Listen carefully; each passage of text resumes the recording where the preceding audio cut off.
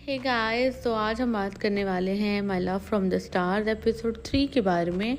मगर उससे पहले आप मेरे चैनल को सब्सक्राइब कर लें और बेल आइकन को भी दबा दें। तो पिछले एपिसोड में जैसे हमने देखा था कि जो दोमिन जो है वो सोंगी का वॉलेट उससे दिखाता है और उसमें वॉलेट में जो उसकी छोटे होते की पिक होती है वो दिखाता है। वो कहता है मुझे बताओ ये कौन है। तो सोंगी कहती है तो मैं ही हूँ। और इसके साथ ही हम देखते हैं कि दोमिन जो बहुत ज़्यादा गुस्से में हो जाता है और वो कहता है आखिर बताओ तुम हो कौन। इसके साथ ही सीन जो है वो पुराने ज़माने में शिफ्ट हो जाता है, जहाँ पर ईवा दोमिन को पूछ रही होती है कि आखिर तुम कौन हो और तुम कहाँ से आए हो।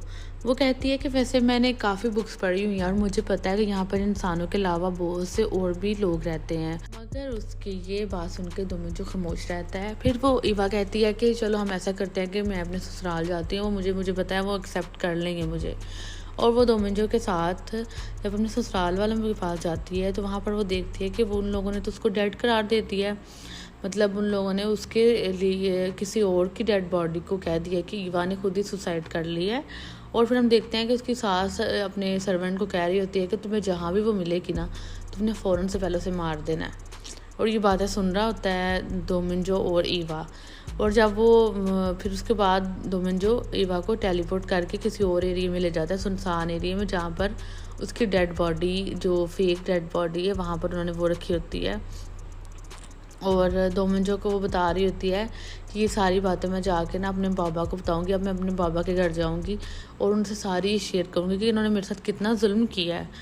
तो दोमिन कहता है ठीक है, मैं भी तुम्हारे साथ जाऊंगा ना, मैं तुम्हें प्रोटेक्ट करूंगा।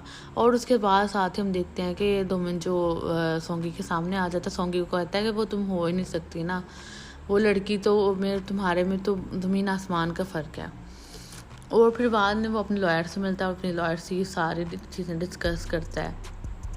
उसको बताता है कि वो जो लड़की को मैंने बचाया था वो तो सोंगी ही थी। फिर हम सोंगी और सिमी को देखते हैं जो आपस में बैठ के बातें कर रही होती हैं, लेकिन तब भी सोंगी को पेट में दर्द होना शुरू हो जाता है और वो पूछती है सिमी उससे कि क्या ठीक है सब। फिर हम लियो और उसके भाई को देखते हैं जो कि बैठ में आपस में बातें कर रहे होते हैं। फिर हमें दोमिन दिखाया जाता है जो कि अपनी लाइब्रेरी से बुक्स चूज़ करके कर रहा होता है। तो उसे ना सोंगी की अपने रूम से आवाज़ आ रही होती है कि वो रो रही होती है और वो किसी को कॉल कर रही होती है। वो कहती है मेरे पेट में बहुत दर्द है तो प्लीज़ ना मेरी कोई हेल्प कर दे आके। वो कॉल बता रही होती है अपनी फ्रेंड को। तो उसके बाद वो मेकअप करके हॉस्पिटल जाने के लिए रेडी हो रही होती है और दोमिन ये सारी बातें अपने रूम में बैठा हुआ वहाँ पे फ्लैट में सुन रहा होता है।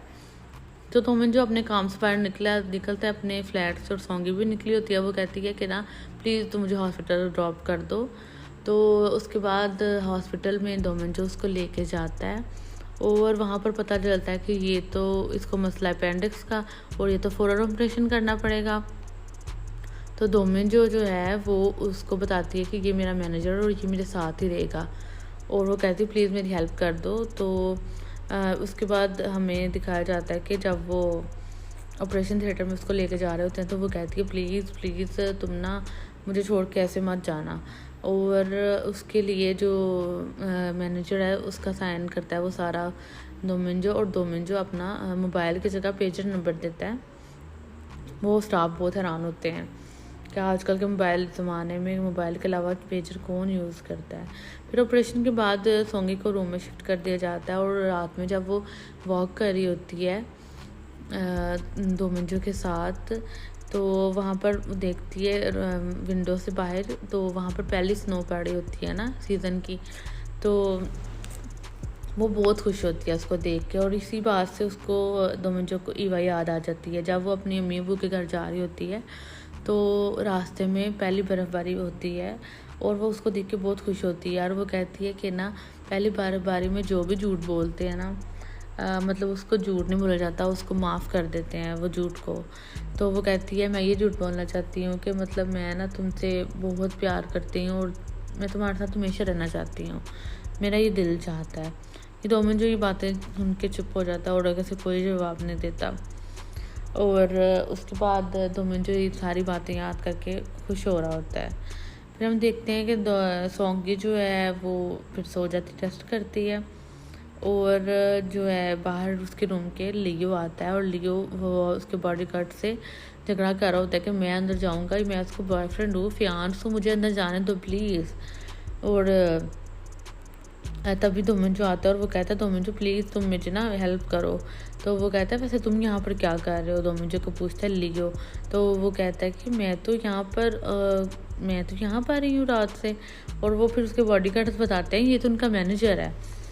और उसके बाद हम देखते हैं सिमी आती है और सिमी जब आके देखती है कि लियो उनसे बॉडीगार्ड से बातें वगैरह कर रहा है तो वो फिर उसको अंदर लेके जाती है रूम में उसके।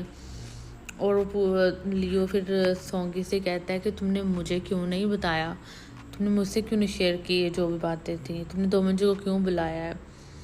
और वो कहती है कि प्लीज़ तुम सिमी इसको लेके जाओ और इसको ना इलाज करवाओ, इसका साइड पे इसको लेके जाओ। बाद में हमें दिखाते हैं दोमंजो और उसका लॉयर किसी रेस्टोरेंट बैठ के खाना खा रहे होते हैं। और उसका लॉयर कहता है कि देखो तुम मुझे हर दफ़ा बुला लेते हो ऐसे ही, देखो मेरी अपनी लाइफ है और मैं मतलब बिज़ी होता हूँ, तुम मुझे जब चाहे दिल बुला लेते हो और फजूल से बातें करते रहते हो। तो जो दोमंजो है उसकी बातें कर रहा होता है, कहता है तुम तब से आए हो मेरे पास और तुमने अपनी कोई भी बात नहीं की हमारी, तुम सिर्फ उस लड़की के बारे में जिक्र कर रहे हो और तुम कहते भी हो कि मैंने अब उससे लहदा रहना करना है, मैंने उससे दूर रहना है और तुम उतना ही उसके करीब जा रहे हो। पर तभी बातें करते हुए उसके पेज पे आवाज़ आना शुरू हो जाती है उसकी पेजर की। तो वो जब अटेंड करता है उसको उसकी बात सुनता है तो वो कहती है कि प्लीज़ मेरे लिए ना बुक्स ले आओ। और वो अपनी दोस्त का बताती है स्टोर जहाँ से उसने बुक्स लानी होती हैं। तो वो उसके बाद उसके दोस्त के स्टोर से बुक्स लाता है और उसे ला कर देता है। फिर हम देखते हैं कि सिमी की मॉम और उसका भाई वो और उसका साथ में डायरेक्टर वो बाहर खड़े होते हैं और साथ कैमरामैन भी होते हैं। और जब वो उसे मिलने आता है तो सोंगी कहती है प्लीज़ आप लोग यहाँ से चले जाएं, मैं आप लोगों से मिलना नहीं चाहती। और सोंगी की मदर कहती है कि ये तो बहुत ज़्यादा बदतमीज़ और सेल्फिश होते जा रही है। और डायरेक्टर उसके साथ साथ होता है जहाँ भी वो जा रहे होते हैं उसके मदर ना।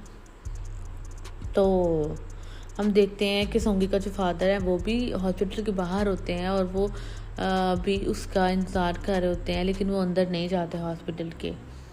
फिर हम देखते हैं अगले नेक्स्ट डे कि उसकी असिस्टेंट वगैरह जो है सोंगी की वो उसे रेडी कर रहे होते हैं और वो कहते हैं कि आप कब मतलब बाहर जाएंगी आप हॉस्पिटल से। तो वो वहाँ पर बहुत ज़्यादा कैमरामैन होंगे, लेकिन हमें पता चलता है कि सोंगी के शूज़ तो मिल ही नहीं रहे। और इसके लिए वो कहती है, उसको याद आता है कि दोमंजो पूछ रहा था ये शूज़ क्यों पहने हैं तुमने। तो वो जल्दी से उसको दोमंजो को कॉल करती है पेजर पे और वो तब क्लास अटेंड कर रहा होता है। और जब वो उसके पेजर की आवाज़ आती है तो बच्चे जो क्लास रूम में होते हैं वो बहुत ज़्यादा ना हंसते हैं।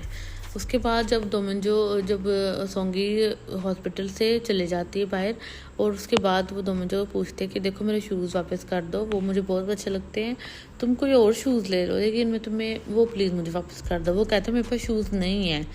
तो वो उससे काफ़ी झगड़ा करता है कि मेरे पास शूज़ नहीं है और बिला वजह मुझ पर इल्ज़ाम मत कर लगाओ।